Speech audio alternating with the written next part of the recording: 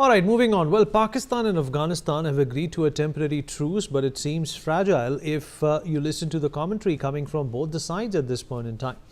From Afghanistan, Sirajuddin Haqqani has warned Pakistan with a crushing response. Pakistan, in turn, has also said that ties with Afghanistan won't be normal until TTP's attacks stop completely. TTP has said that Pakistan's troubles are all internal and they have no role to play. This truce, which holds for now, could blow up any time, no pun intended. Afghanistan says that they have outlasted empires and Pakistan will be no match to their resilience. Pakistan maintains that they won't have to use their arsenal to destroy Taliban. Whatever happens next will be important for India to keep an eye out on. But nevertheless, we will discuss this volatile and fragile situation brewing in our backyard. Ambassador Bhaspati Mukherjee, former diplomat, with us on the program. Major General Rajesh Kumar, former DG Military Infrastructure, senior defense expert, also with us.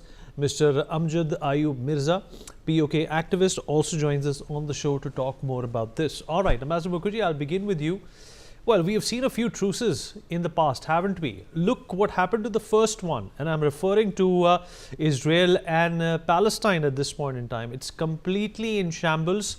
And of course, that has something to do with Donald Trump. When it comes to Afghanistan and Pakistan, there is no Trump involved. So God save Afghanistan and Pakistan now, because the Americans are not really concerned about this conflict. But the big question, ma'am, is the elephant in the room is, should India be concerned? The Defense Minister of Pakistan, Mr. Khwaja Asif, has already accused India of somehow fomenting this trouble, helping the Taliban build a dam, which, you know, some of their senior journalists have gone on air and said that they will blow up as soon as it comes up.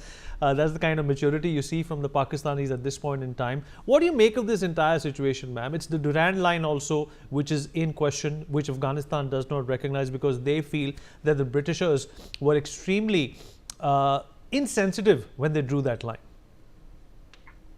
Well, quick 3 points first, which is that when Taliban came to power, the Pakistanis said they have created strategic space for Pakistan at India's expense. Nothing could be more ironical. Second, you said that the Taliban have said that they have outlasted empires. That's a completely correct statement. Durand Line, every Afghan, regardless of their political complexion, have said the Durand Line is a knife in the heart of every Pathan. And that is also correct. In this particular case, I would say that Pakistan should look at Afghanistan's history. They have outlasted empires, including the British Empire, when they sent this huge army to conquer Afghanistan, and one man came back to tell the tale, but he couldn't tell it because they cut off his tongue. So he had to write and tell the tale. That is what I would say. Yes, this is an extremely good strategic development for India, Vineet, for pure strategic reasons, which is the Pakistanis had ganged up on us to trap us on our eastern side, on our chicken's neck, with the line of actual control with China and themselves. Now they are obliged to move half or more of their army to the Afghan border, and we have created a nice diversion for our armed forces. I'm sure my colleague here will confirm, so that we have time to build up any gap, like we need to build up our squadron strength, etc., etc. This gives us breathing space. As far as the dam is concerned, that dam will be built. India will definitely help. I don't see Pakistan going and blowing it up. And thirdly, Vineet, just for the benefit of your audience, I would say a ceasefire which has lasted is the one where the Pakistani DGMO asked the Indian DGMO to cease fire. It's lasted. Anyone where Trump has claimed credit has not lasted. That should be something that Mr. Trump should reflect upon. Which ceasefire of his has lasted? The one which has lasted between India and Pakistan is because Pakistan sued for a ceasefire and we agreed. It was between us, between India and Pakistan. And as far as this particular ceasefire is concerned, no, it's not going to last because, first of all, they have pulled the tail of the Pathan too hard. Secondly, those who are fomenting trouble inside Pakistan with Afghanistan's help, they are going to continue to do so. And thirdly, it will be difficult for the Pakistanis beyond a point to go in and kill fellow Muslims just across the border, because there are too many fraternal ties between Afghans and Pakistanis on those restless provinces which are on the verge of seceding. They are in a very difficult situation. I think the Field Marshal, instead of continuously making threatening statements at India, the Field Marshal should focus on the Afghanistan-Pakistan conflict. Beneath. Absolutely right, ma'am. Jil Kumar, how do you look at this conflict between Pakistan and Afghanistan? Pakistan, for the most part, continues to brood about the fact that when the Mujahideen was in play, it was Pakistan that armed Afghanistan. They helped them fight the Russians. They helped broker some sort of a deal with the Americans that supplied the weapons that the Afghanistanis could use, the Taliban could use, and ward off the Russians. They're still lamenting on the help that they provided to the Afghanis.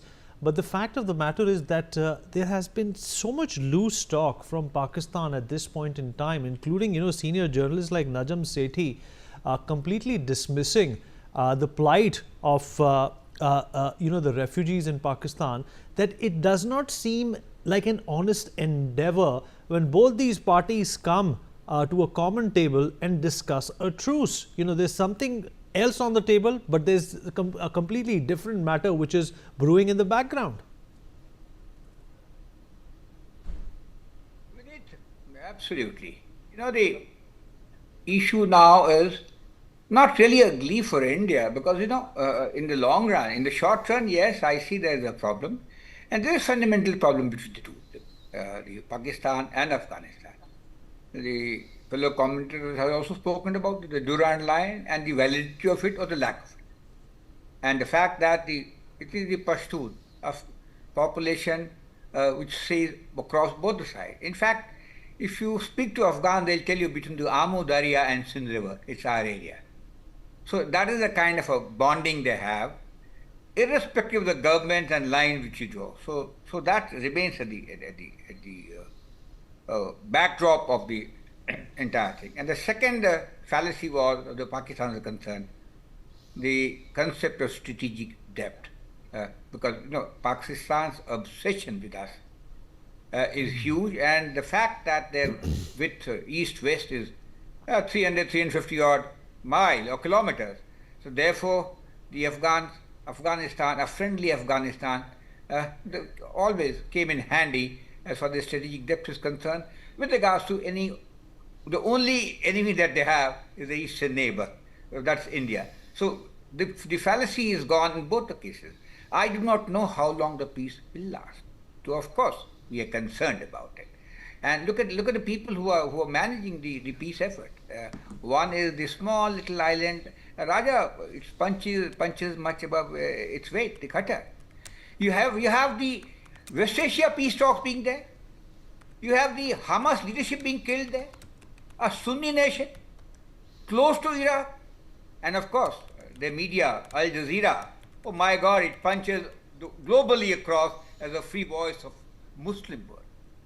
So that is one, and the second is Turkey, the strong man of Turkey who thinks of, the Ottoman Empire, and he shall probably inherit after, I think, 25 years of being in rule. So that is the kind of environment it is there.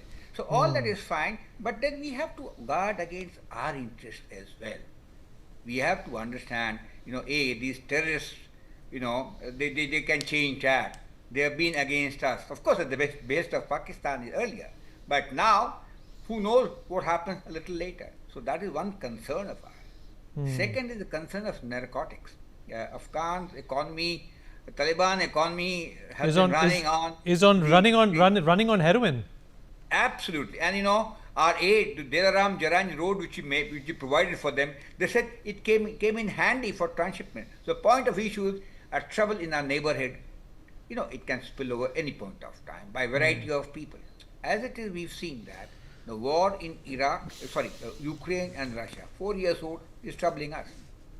The war, which is just got probably ceasefire now in the West Asia, has also troubled us. So anything which is closer home, we got to be careful about it and manage the various contingencies. Some within our own hands, and some by deft diplomatic maneuvers. And now it's when you find these two people fight, there are two more Muslim countries trying to help them out. So it becomes a place for big power game. We don't want people around here. As it is, Pakistan was burning internally with their Baluchis, with their Pakistan-occupied Kashmir area, and now, of course, Khyber Pakhtunkhwa, all burning at the behest of, and challenging the Punjabi might which rules and the army which flourishes. So among this kind of environment, we got to be a little chary of them. And what do? Yes, Afghanistan has been, we have to be very careful with them, and we manage them pretty well in the sense that we've just established a diplomatic relationship.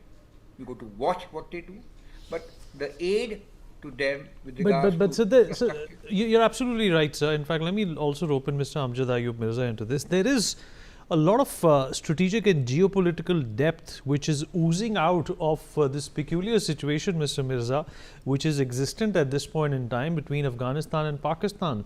Well, India does not recognize the Taliban. We have an embassy there now. It's a full-fledged embassy. It was announced just a few days ago when the foreign minister of Afghanistan was in India. Secondly, Russia likes Afghanistan now. That's quite a change from what we got to see in the 70s and 80s. Perhaps, if I'm not mistaken, perhaps one of the only few countries that recognizes the Taliban regime is Russia. So obviously there is some strategic impetus there for Russia as well, because they want to do exactly the opposite of what the Americans are doing. And at this point in time, the Pakistanis want to be in Donald Trump's lap. The Afghans want to do well with Russia. They want to do well with India. But they also want to do nothing with the other OIC countries because none of them recognize as a regime. How do you look at this convoluted situation, with some more masala thrown in, that there are million refugees, Afghan refugees, which are still residing in Pakistan? They themselves are pretty capable of fomenting a lot of trouble in Pakistan. Thank you very much for having me on your show. इतने मुश्किल सवाल ना किया करें मुझसे.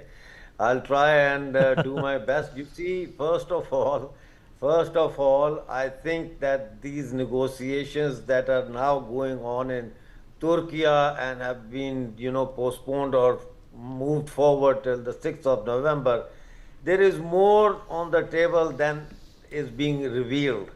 If it is, I think it is not just about stop sending Taliban or stop or don't allow your territory for, terrorists to attack Pakistan. There is more on it. It's not only Amu Darya can be an issue as well, but I think it is more about the balancing. They are asking Taliban about balancing their relations between Pakistan and India. They are very upset. Pakistan is very, very upset. I can tell you through my sources as well that they are very upset because they thought that after Bangladesh, they had secured a very strategic victory against India by getting Sheikh Hasina out and bringing this damn fool in, Mr. Yunus,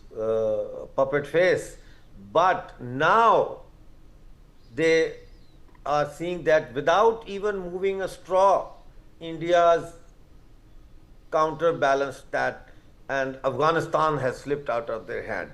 And it's not going to come back to Pakistan, no chance. It's gone. Afghans hate Pakistan. If you go to Kabul and ask a child about Pakistan, they will swear at Pakistan.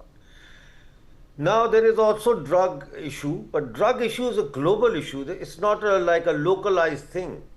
It's a global issue, and Afghanistan and Pakistan are very important part of the global supply chain. So there could be discussions on that as well.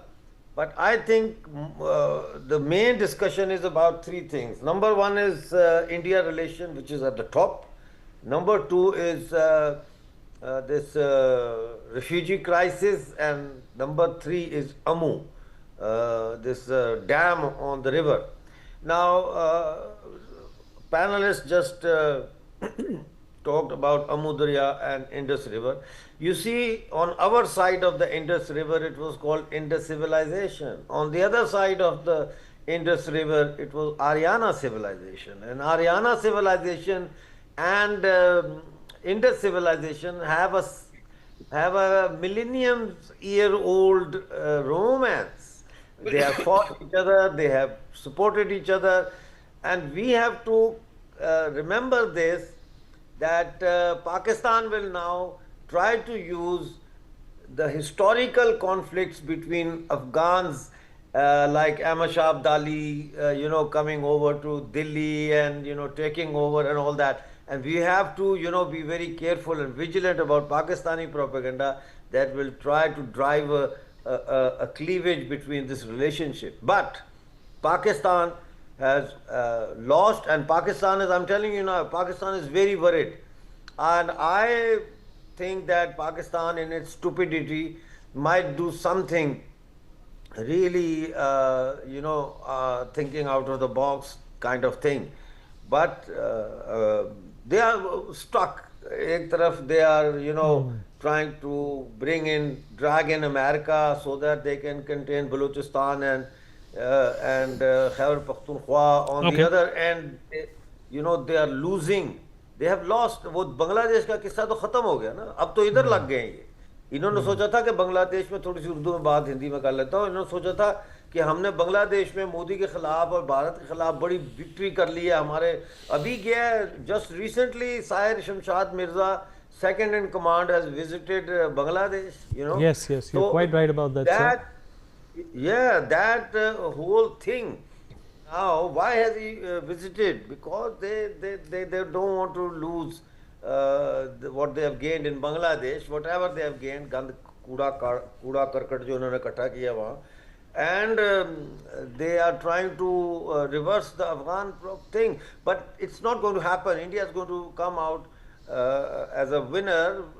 Pakistan is being destroyed from inside. एक cancer का मरीज है जिसके metastasis हो गए, उसका फैल गया कैंसर, वो अब रिंग में है, वो बॉक्सर है, उसको आपने एक 19 साल के नौजवान के सामने खड़ा कर दिया. You're right about that, sir. Ambassador Mukherjee, I also want to know from you, we have a paucity of time as well, how circumspect does India need to be when it comes to Pakistan taking the liberties to get into some sort of a missed adventure on just the pretext of India, showing some support for Afghanistan? Because what Pakistan does, it looks for signs, it looks for subtle signatures which have prompted wars with India in the past as well. Do you think Pakistan is capable of doing that again when it comes to the Afghanistani context? Not at all. I believe that the Afghans will give the Pakistanis a bloody nose. They are known to be very resilient warriors. They've thrown out the Americans, they've thrown out the Russians, the British. They defeated the British Empire. So maybe the Field Marshal should read up a little bit on Afghan history. I'm a historian and a diplomat. I don't think so at all. I agree with my co-panelists that the Pakistanis have lost it in Afghanistan. And definitely from the back, we will do, as my colleague, I think it's General Kumar said, we will use strategy, diplomatic planning, and whatever is required for help from the back. It will not be long, I'm sure, Vineet, before we recognize, like Russia, the Taliban regime. I don't think it's long. Moreover, as far as Bangladesh is concerned, though it's not in your debate, I think Yunus has lost it. When there will be general elections there, the Jamaat will not come to power, BNP will come. And we can handle BNP. So we have actually been able to secure two very important strategic threats. We are now in negotiations with the Chinese. So that leaves Pakistan exclusively for us to handle. What a wonderful situation. Next Yeah. time, when we go in, we'll fix them properly. There will be no ceasefire until we've got what we want. Our armed forces will be given full hand to finish off the unfinished business. We will not listen to neither the Pakistani DGMO, nor the Field Marshal, nor to Mr. Trump. Let's wait and see what happens. Vineet. All right, Thank you we've for run out of time, but appreciate the valuable insights and perspectives that we've been able to assimilate on this conversation. We'll take a short break. More news and updates on the other side.